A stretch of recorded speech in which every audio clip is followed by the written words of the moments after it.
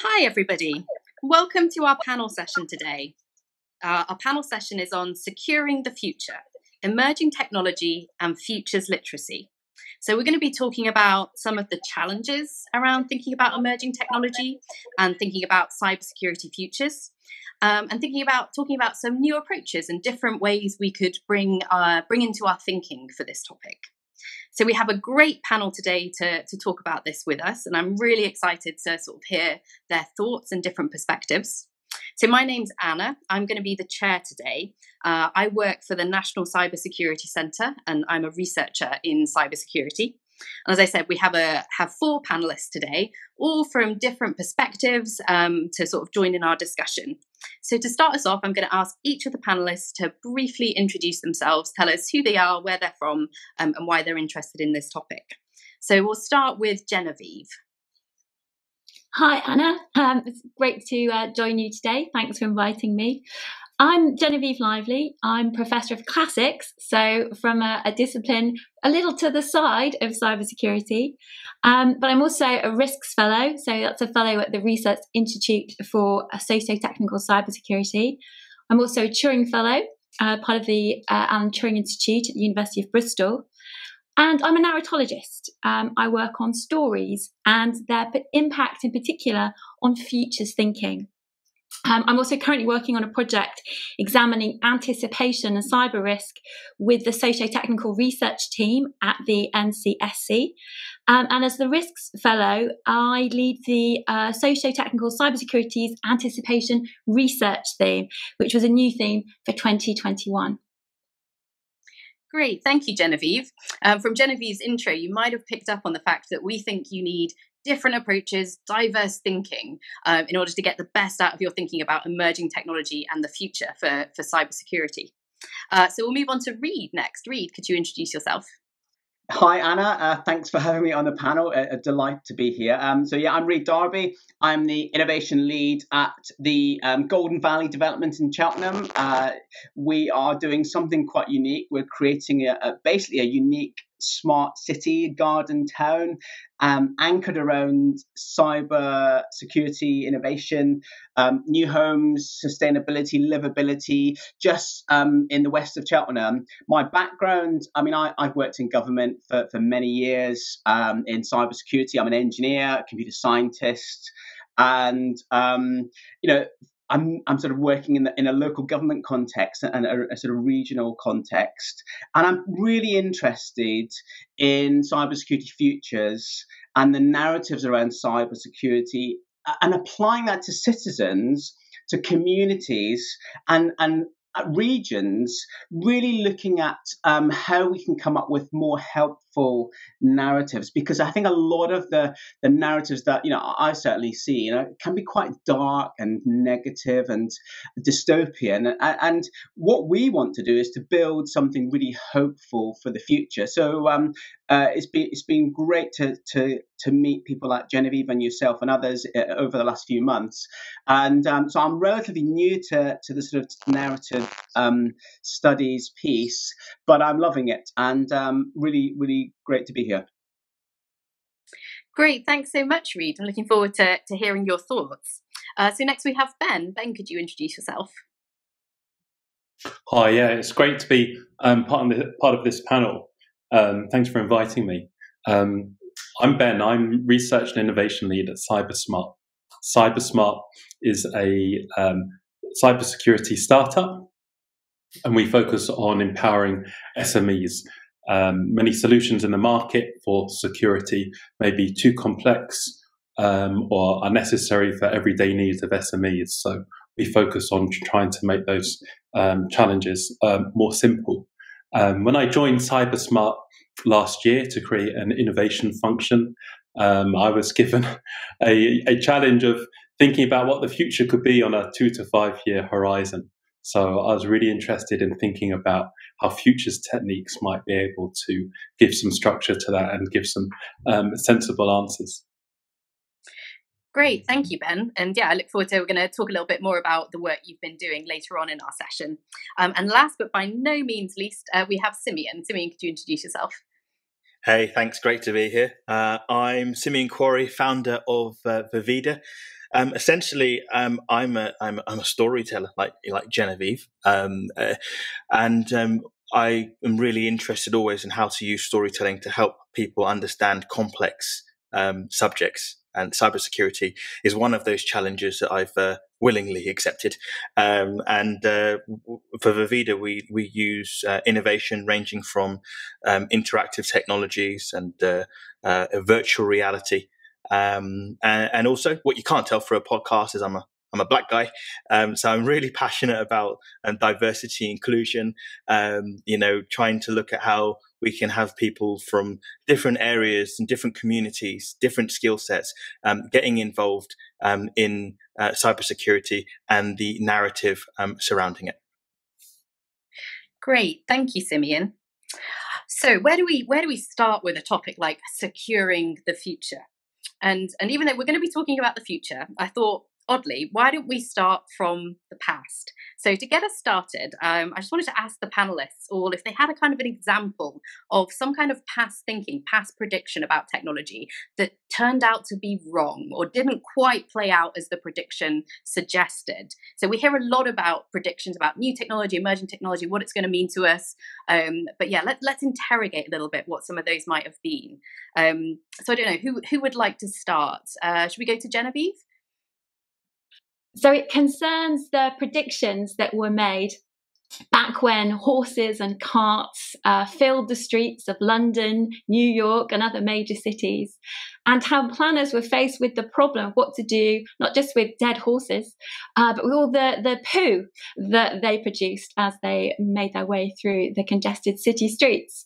And city planners confidently predicted that within the decade's end, the streets of New York and London would be, feet deep in dung, and there were going to need to be, major reforms brought in to stop this from happening.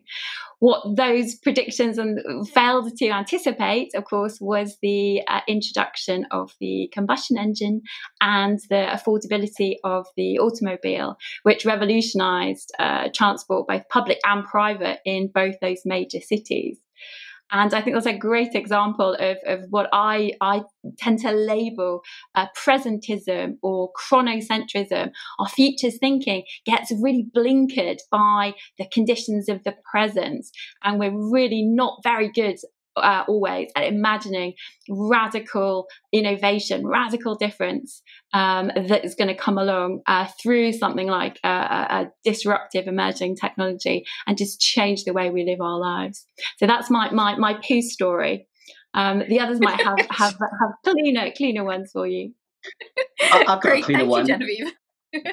Cool, go for it. And well, it's a bit sad actually. In 2007 or 8, I think it was, I remember reading Clay Shirky's book, Here Comes Everybody, and I just got so excited about the possibilities for the internet, for bringing, people together with social media, how it was going to break down hierarchies, it was going to increase open innovation, improve people's lives, shared knowledge, co-creation, collaboration, making the world a better place. And, you fast forward, what did we get? We got sort of cat pictures on the internet and fake news and, surveillance capitalism. And, I'm really disappointed. Was I just so naive to believe that the internet, the democratizing of the internet, was going to, make the world a better place? And I think Clay Shirky, he's got a lot to answer for, basically. That's me. Great, thank you, Reid. We've got two very different kinds of examples there. And I think we're already starting to bring out here what some of the challenges are when we're thinking about the future, and in particular in thinking about what technology could look like in the future. You say, Simeon, Ben, do you have anything else you want to throw in at this point? For me, ironically, the example I was thinking about was the horse. Admittedly, I wasn't thinking quite as dirty as Genevieve, but that. Just that principle of everyone expecting that the way the future would need to roll out would be that you would just end up needing more horses, right? Needing more physical horsepower, and that the actual automobile was going to be just a fad, makes me smile when I think of, a chariot, or I should say, or a coach kind of pulled by 300 horses down a street. Would we, back then have been predicting that we would need a equivalent of a motorway with multi-horse lanes just to pull the one vehicle? That kind of makes me smile as we look at the what we now don't even count as an innovation. Great, thank you, Simeon. So Ben, do you have anything else other than horses? Although you are very welcome to talk about horses as well. Well, I was actually thinking something a bit more, perhaps slightly academic, in the security context. I remember studying about the economics of security, which was raising all sorts of issues about how to think about the future of technology in a socio-economic and even cultural kind of context, and was amazed looking back at predictions of technology, which were pretty unidimensional before that, sort of in the 90s. And now, of course, I think it's hard to think of futures without that kind of wider context. So I think that was an interesting way where people were making predictions and thinking that somehow technology might have been isolated from wider society that it's part of. Yeah, I think these are all really good, interesting, different examples, and we're kind of bringing out what some of the challenges in this space are. So I think Genevieve talked about, chronocentrism, how we can often be very blinkered in what we see from the present when we look to the future, but also that the fact that we might focus on the tech and what it can do and bring, but there's lots of other factors going to go around that. What else is happening in society? What are society's needs? So it's a very difficult space to be in, really, when you're thinking about the future.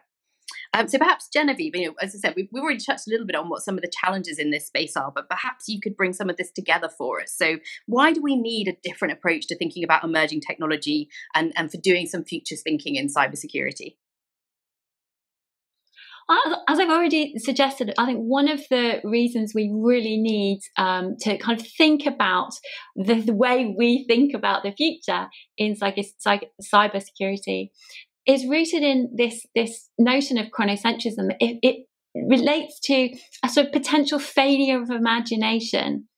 If we're always responding to the priorities of the present, we don't get time to kind of take a step back and really think about what we want technology to do. I'm going to bring an example from the ancient world, if that's okay. The Pandora's box myth is really resonant in this context. And when we're thinking about emerging technology, very often we will make it, we will put it out into the world, and then we'll work out what to do with it. We'll work out what legislation and regulation we might need. And we don't always spend the time thinking about how a piece of technology with huge disruptive potential is going to land in the socio-technical world, how people are going to use and indeed abuse it once it gets out into the world. And like the things that flew out of Pandora's jar, of course, as a good classicist, I'll remind you, it was a jar, not a box. But once it's out there, you can't put it back in. And rather than always trying to catch up with ourselves, I think we need new ways of thinking about technology. And this really does apply to the innovations in cyber as well. So we're thinking about how new innovations are going to work in the world out there, how people with potentially very little or no technological know-how are going to work with them. And unless we take this seriously, I think there's a significant risk, not just of harms from those who deliberately want to abuse technologies, but of people suffering because they're left out of the benefits that the innovations potentially bring. And we can potentially end up with the sort of dark dystopian world that Reid pointed to. I think stories about emerging technology very often do go to the dark side quite quickly. They go to dystopian visions. But we need to imagine those so that we can avoid them. And we need to be really robust and rigorous in our futures imaginaries if we're going to try and avoid some of the potential harms in the future. So for me, that's why it really matters. So I think you're absolutely right. It's sort of grappling with what the future is going to be is something we've always done, isn't it, as societies, as human beings, but we need to do it even better now with sort of the scope of technology and how much we depend on it and what it could mean, what good it could do for our society as well. So of course we don't want to just talk about the oh yeah, please do. Is that okay? Because I love the point you were making there, Genevieve, and I kind of, from a storytelling perspective, and because I come from like a more of a also filmmaking type of background as well, so that our imaginations go down a very particular route, right? And when you start to talk about that dystopian future, I've been involved in those narratives, and I still am to a certain extent, right? Because it's that nature of fantasy and the what ifs, etc. But is there a power also, because the point you made about playing out that dystopian future to a certain extent, and then using that as a way of then creating the need for change. So, for example, I think about that.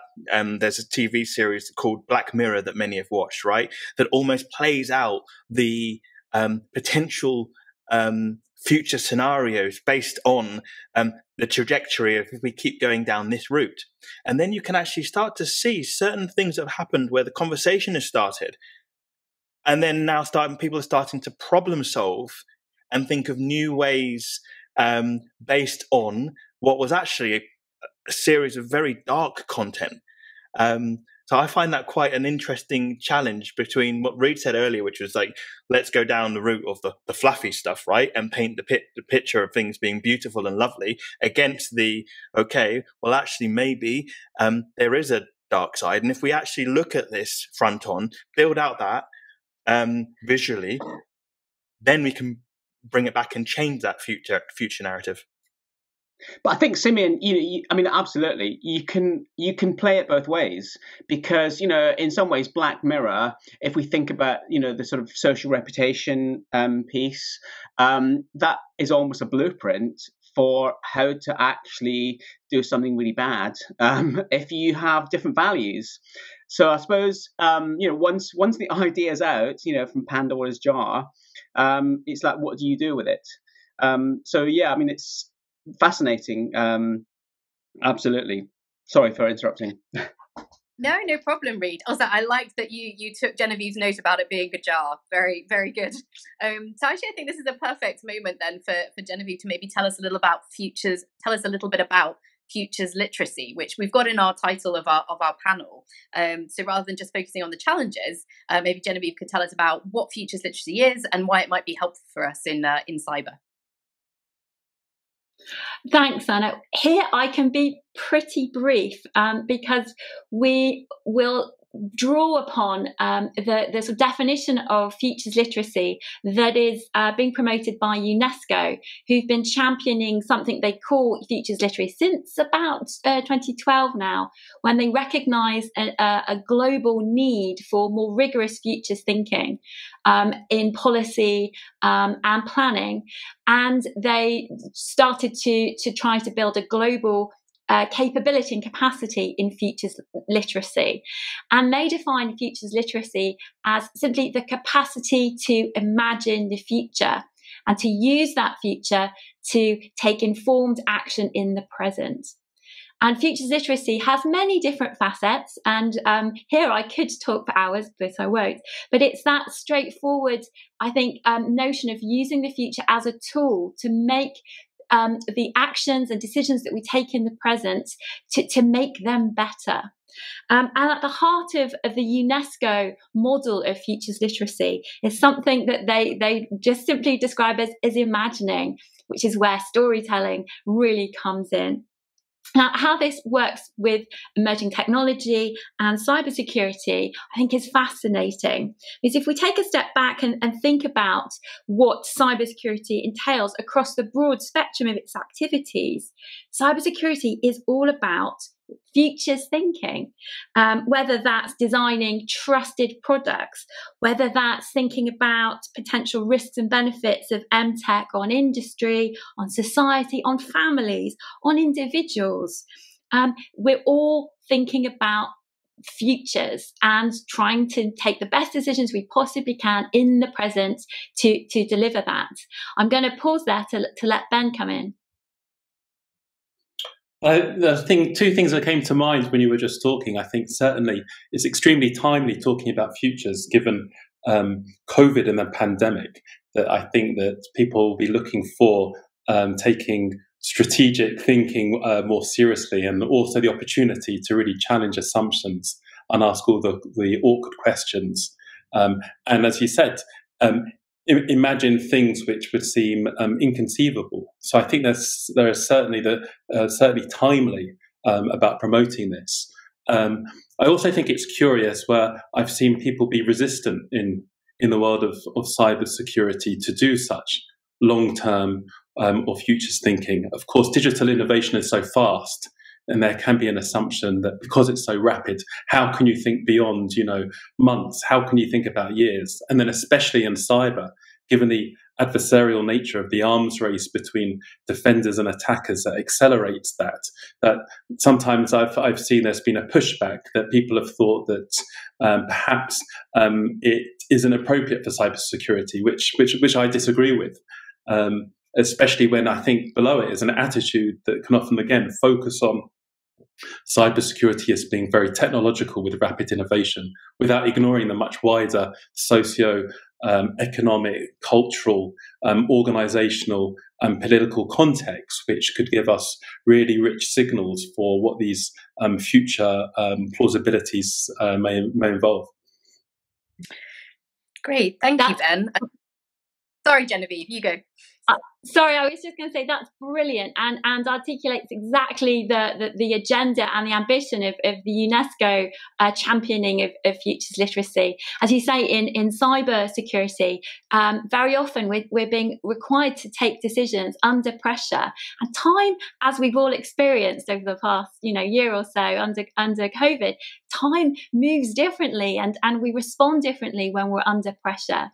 And the tendency is to fall back on what we know. We look to the past to inform our future's actions, and that's really dangerous. The pandemic is a great example of this. All the preparations that were in place, we knew that a global pandemic was overdue, but everyone assumed it would be like the last one. So all the preparations that were put in place, all the practices were informed by a kind of flu model, because that was the last big hitter.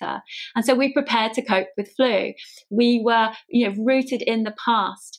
And that's something I really hope we can learn from this about futures literacy, is to have measures in place so that when faced with a crisis and the need to act quickly, we don't default to looking at what we did in the past. We can imagine futures plural and prepare for futures plural, not lock ourselves into one predictive linear pathway, because as we've seen, that way it doesn't end well. Yes, as we're all continuing to grapple with, aren't we, and to live through. So at this point, I'd really like to bring in Reid to maybe talk about how this idea around futures literacy, thinking about how to approach securing the future, is relevant to you, Reid, in your work and your role. I mean, it's absolutely relevant, Anna. I mean, everything that people have been saying, is really absolutely relevant. I mean, we are building a new city, essentially, a new town in Cheltenham that will have thousands of people working and living there, new homes, people working in the cyber industry and others. And I guess I was interested in futures literacy really to because we've got the chance to start something new in the real world that involves ordinary people and not just those that are professionals in our sector. And what a responsibility. And how do we set it off in ways that are going to be helpful, given all the narratives that we've talked about? If we think about just the sort of economic piece around innovation, and innovation in cyber partly is about, growing the economy, creating new jobs and companies and so on. And, to talk about, an idea that the great Ian Levy talks about is this idea of medieval witchcraft. We've got a sector that is sort of almost fearing, trying to push fear to sell products and services. And I don't want Golden Valley and Cyber Central to be something that's based on fear. But at the same time, we've got to be realistic and not just go down the Clay Shirky pink and fluffy route. So I'm really interested in mapping out what are the current narratives, but also maybe helping folks in local government, folks in central government, in large tech companies, academics, startups, who are all going to be in the mix, and the citizens who are living in and about, to be able to think, to learn about futures literacy and to develop better narratives. I don't know if it's possible, but it's a hugely exciting prospect. And I guess some of the things that we've talked about in the context of the Golden Valley, in Cheltenham and Gloucestershire, it's a beautiful sort of green place. But we've got all sorts of challenges. We've got deprivation, we've got inclusion challenges. How do we make a smart city that is not a surveillance city, that where there's no agency in the people and there's no trust? Because if you look at smart cities around the world, they don't seem to be able to deal with privacy. So huge challenges, but if we get this right, I mean, what an opportunity to apply some of the research in futures literacy. So, it's certainly the most exciting project I've worked on, and I'm really hoping that we can use some of these tools in futures literacy to help all of us think better and live better. But I mean, I don't know, it's a challenge. It certainly is, but I think what you've just sketched in for us really brings out how sort of thinking about the future, cybersecurity in the future, is relevant and should matter. And we need to bring everybody into this conversation, that we don't want it to just be the preserve of deep technical specialists or cyber specialists, although of course they have hugely valuable contributions to make to this, but that, it really matters to everybody. And I think Golden Valley really illustrates that. I think at this point it might be really interesting to bring in Ben to sort of talk about some of the work he's been doing with at his company to explore different ways of thinking about the future. Could you tell us a little bit about that, please, Ben?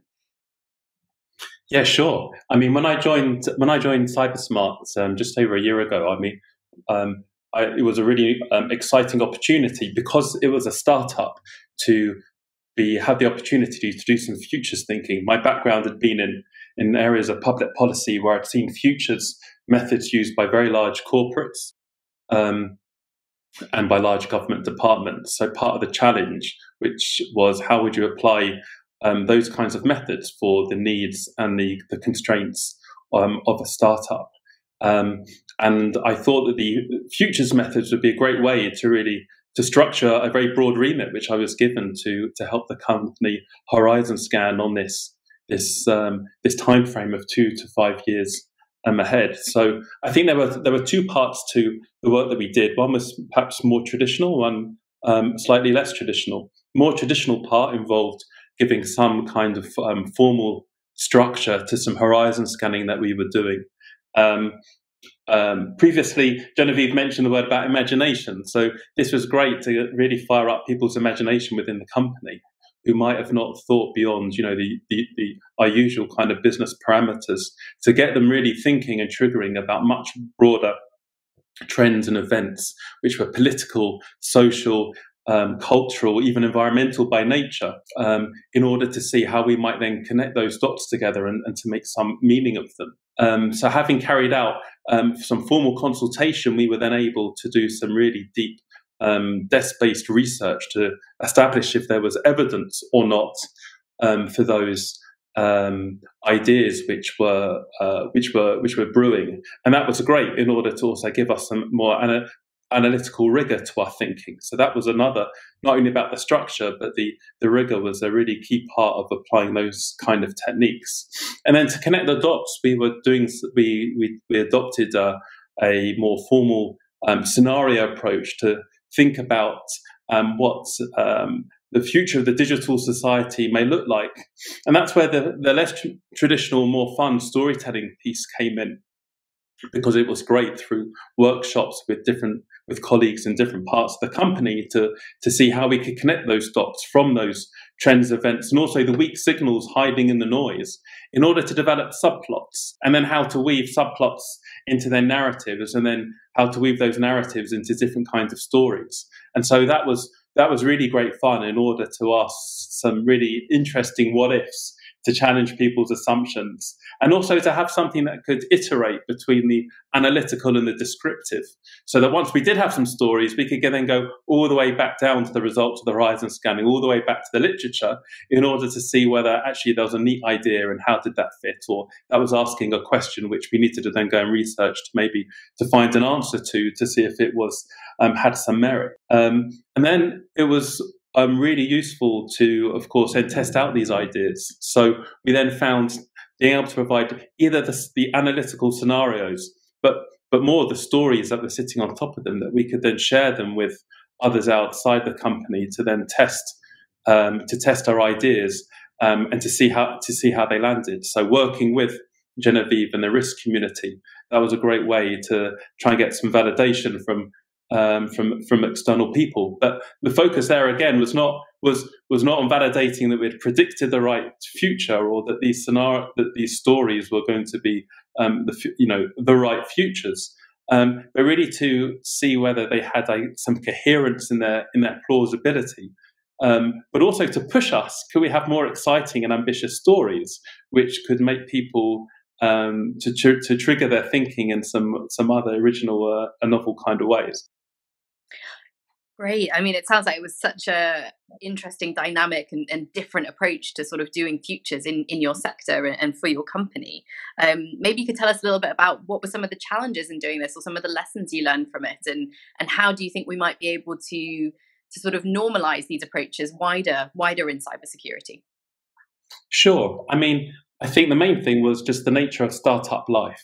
So, there are major time constraints as well as resource constraints. So having seen large companies, for example, Shell, carry out 2-year-long horizon scanning scenarios and futures work, and thinking, okay, so how can these methods that large organizations have used, how do they match that with the fast pace of a startup?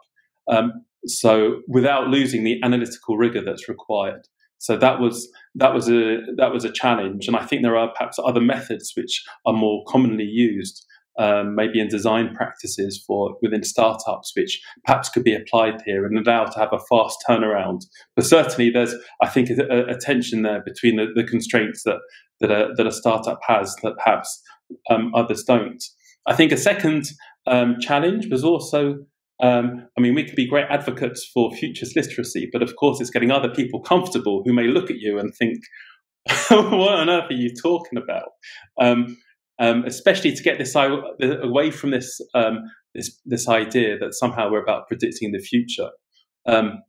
It took time, but people got there in terms of understanding that this was about going layers deeper to see, well, whatever future we're talking about, what are the assumptions about how we're thinking about the future? And that's really what we were trying to interrogate.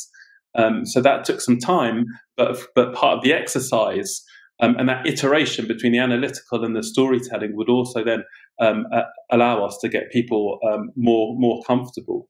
Along the way, also, there's an element of fun, asking tricky questions or exciting what ifs.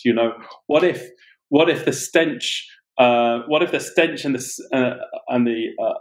the surface web became such that the dark web became more trustworthy over time? What if we were to trust the cyber criminals in some sense? So people asking really imaginative questions, but then you then spark people's imagination, and they got it, and you're able to overcome some of those challenges. Yeah, I love those really provocative questions that you're asking there, and I think we can ask questions that are when or how or what, but actually in this space, what if is probably the most powerful question that we have, and it's really interesting to hear about how you had to get people comfortable with being in that what if sort of space. So I'd like to bring in Simeon now. So we've been talking about futures, we've been talking about narrative and imagination. I know you introduce yourself as a storyteller. Perhaps you could tell us a little bit about your work and why you think narrative is important in sort of thinking about the future for cyber. Thank you. Yes, I mean I'm the aim, of everything regarding the social technical side of things, right, is how can we impact the human being, the person, the individual. It takes us right back to the root. And storytelling, I've always believed in that power to kind of affect the human, the way of thinking. I actually don't come. I guess no one comes from the cybersecurity industry, but I'm very, very, very new to it, right? So I love it because what I'm able to do is I'm looking at things very fresh, right? And I'm listening and looking, and our whole team, we've got a blend between those that are deeply involved in the professional side of the industry, and those of us that come more from the creative and innovation side of things. So it can be great to bring those two things together. The type of thing that we end up doing is looking at how we can use storytelling to take people on the journey. And sometimes that means we can jump people straight into the future in virtual reality, and actually get people to have a lived experience. That's very powerful when you get to do that. And so our aim really is to try and use the power of storytelling to help people understand, yes, the risks and how to overcome those, but also then to start to look to the future. So I feel that there's something that's very, very powerful, very important there. I think, jumping off something that Ben said, and someone else brought up during the course of this panel is when you start to look at the what ifs. I was involved in another project that has nothing to do with cybersecurity with the Stephen Hawking Foundation very recently, looking at vaccines. When we look at what's happened with COVID-19, Genevieve was talking about the fact that, COVID-19 having this, literally coming out of nowhere. And all of a sudden, we're now trying to respond to something because we weren't necessarily thinking about the massive impact or the route that this pandemic could come in. But what has been really interesting is when the vaccine has been started to roll out, the stories that many sectors of society have told themselves in ethnic minority groups, perhaps, or those that are from disenfranchised communities, those who have had different exposures to the establishment, has meant that many don't actually take the vaccine when the vaccine is available. And it was very interesting going through that exercise because we realized that it was the stories that were told to people 10 years ago, right? To the parents 20 years ago, to the grandparents, to those life experiences that's actually affected the ability to now respond to the current present, right? So now, if we now look forward to what may happen in with security, what seeds do we need to be planting? What stories do we need to be telling now so that if something happens in the future, we've actually got a culture and a society that is resilient and able to respond? So I find that very, very interesting that even though, we work in what many would call the storytelling side of security, the human element, security awareness, but just when you start to think about that on that level, you start to understand the true impact that stories have, and then also looking to the future. I love that way of phrasing it, Simeon, of sort of what are the seeds that are here now that maybe we were not aware of that are going to grow and sort of shape what comes in the future. Because I mean, there's been brilliant conversation so far. And as we're sort of drawing to the end of our panel session, Ben had suggested to me that maybe I could throw in a wild card question. So maybe picking up on what Simeon said about the seeds in the present, I'll sort of throw this in. So what do you think are our blind spots at the moment in thinking about the future for cyber or for new technology? You know, what's being lost in the noise? What are those seeds that you think we should be paying more attention to and thinking about? I'll just throw it open to the whole panel with that question. Whoever wants to jump in first. Can I jump in very quickly? I think the environment and net zero ambitions are being sidelined a little too much in our imaginations and our projections about what tech can do. When whether we're thinking about digital security by design, we're thinking about 5G, sort of autonomous vehicles. These all have a significant impact on our draw upon natural resources. The electricity that's needed to power them has got to come from somewhere. And I think we're setting up two incompatible future trajectories at the moment, with our ambitions for protecting and recovering the environment and our ambitions for a kind of fairer technological future. And I think that concerns me quite a bit. This one maybe is a bit more niche, but it's actually around the nature of privacy or privacy. I think we've got a lot of it wrong, really. We still have the idea that privacy is a physical thing, or at least the metaphor that we use for information privacy is still physical. And actually, it's way more subtle than that, and it's all to do with context. And and when you start sort of going down the rabbit hole, you look at data. What is data, and the philosophy behind that, and information. And I think we're setting ourselves up to fail if we demonize personal information, or we try to sort of have AI futures. And I think we need a better sort of conversation around the nature of privacy and maybe responsibility. So that's sort of I'm maybe not expressing that particularly well, but I think privacy is something that we haven't got right. Maybe just to follow up on both there. Certainly, that when been thinking about the future or futures. What does responsibility look like? And are responsibilities downstream with consumers and downstream with consumers and citizens, or will there be responsibilities for managing risk much further upstream with companies, manufacturers, designers, and the like? So I'm also then curious about what things might be brewing that could be changing that. And that comes to Genevieve's point about sustainability. So, for example, I think there's some just interesting developments in the areas of governance, especially corporate governance. Are we seeing moves from shareholder to more stakeholder capitalism, and especially looking at how some companies have been helping out their employees during the pandemic, suggesting greater duties of care. And people saying, well, maybe those are responsibilities of companies and organizations are needed to tackle climate change. So I do wonder whether, if those do take off, how does that then affect the duties of those companies for wider responsibilities that may impact on security? Yeah, I love that. I absolutely agree. And I think that the thing that I end up thinking about a lot is the characters that we're building.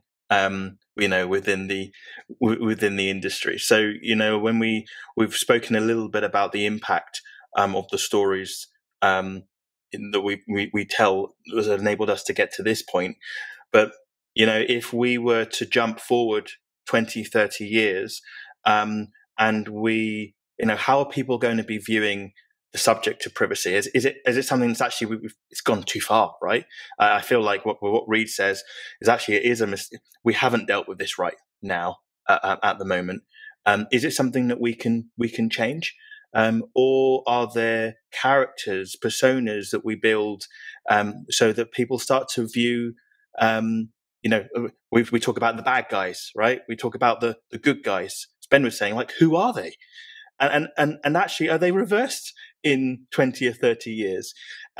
So starting to think ahead now to start to really form and shape those characters, because I'm looking at my young daughters and the way they perceive these subjects and thinking, right, are we missing something here? What should we be educating them? What stories should we be telling them? So that then they are actually directly involved in the attitude of the future. And in shaping it. And actually, that's our responsibility. And part of the struggle we have is that actually our understanding is fundamentally very, very basic, which means that we can struggle to educate and tell those correct stories. So how do we leapfrog that is a really interesting challenge. And as Reid was saying, and Ben, privacy for me actually feels like the one that got away. And it feels like there's a very object lesson here right now that will actually shape the way we deal with the next 5 and 10 years. Great. Thank you so much for answering my wild card question there. So unfortunately, we're very, very almost out of time. I know we could keep talking, I think, for hours on this topic, but I'm going to squeeze in one very, very quick fire question to finish our panel session.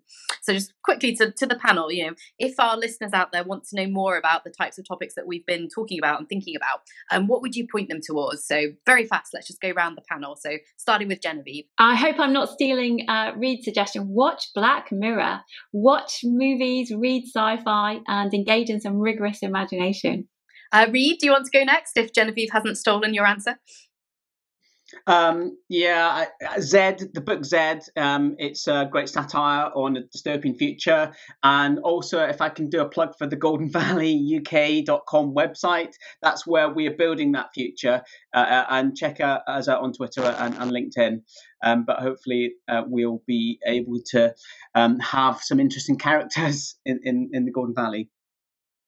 Great. Move on to Ben.